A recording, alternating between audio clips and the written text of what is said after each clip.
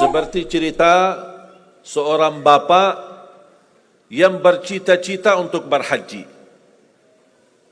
Saya bertemu seorang jamaah, usia sudah mungkin 80-an, 80 tahun lebih. Saya pas bertemu diceritakan ini marbot masjid, ahli masjid.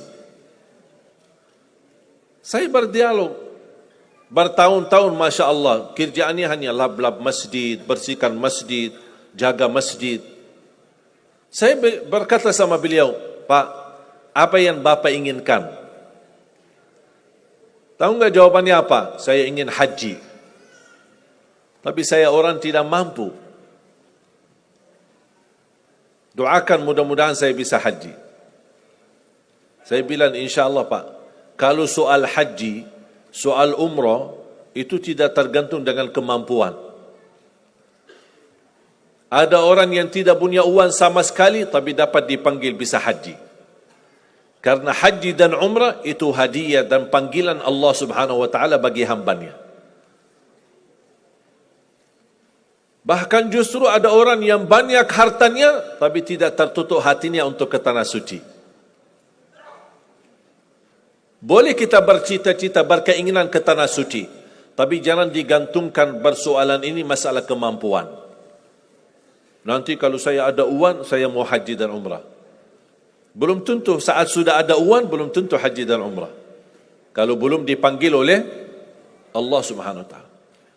Saya berkata sama beliau, Bapak kalau sudah saatnya dipanggil oleh Allah, pasti Bapak akan berhaji. Tiba-tiba saya menerima telefon dari anak beliau. Habis saya ketemu kira-kira beberapa bulan, saya terima telefon menyampaikan bapaknya kecelakaan. Kok gimana kecelakaan? Apa ceritanya? Dia bilang habis keluar dari masjid, pulang malam hari, nampaknya ada mobil, pas ayahnya lagi seberang jalan, ada mobil tidak memperhatikan, kemudian tabrak. Alhamdulillah tidak terlalu parah, cuman perlu dirawat di rumah sakit sedikit, sebentar.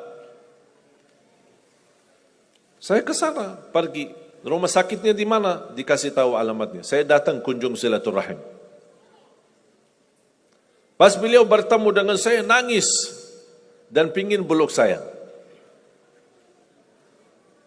Dan terus saya tanya gimana? Kata beliau, ada cerita yang istimewa terjadi sama saya.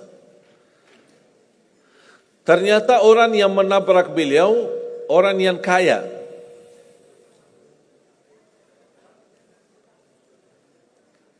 Habis itu orang yang kaya minta maaf sama si bapak ini. Mohon maaf Pak Haji, mohon maaf Pak Haji. Beliau tambah nangis. Orang kaya bingung ya, kenapa sih setiap mohon maaf malah nangis dia. Ditanya kenapa Pak nangis, sakit? Enggak, karena bapak dari tadi bilang Pak Haji, sedangkan saya belum haji. Tertutup hati orang yang kaya, yang dia sediakan biaya haji dan bisa berangkat. Dan kata beliau, betul apa yang disampaikan ketika pertama kali bertemu. Kalau sudah saatnya dipanggil oleh Allah, pasti bisa ke tanah suci. Walaupun ditabrak mobil. Berarti intinya apa? Apa yang saya ingin sampaikan, jangan ada yang merasa menolong atau merasa sakit hati atau merasa tersinggung ketika menghadapi ujian. Merasa belum terkabul keinginannya, Allah sudah kabulkan. InsyaAllah tidak ada di antara kita yang ditolak doanya.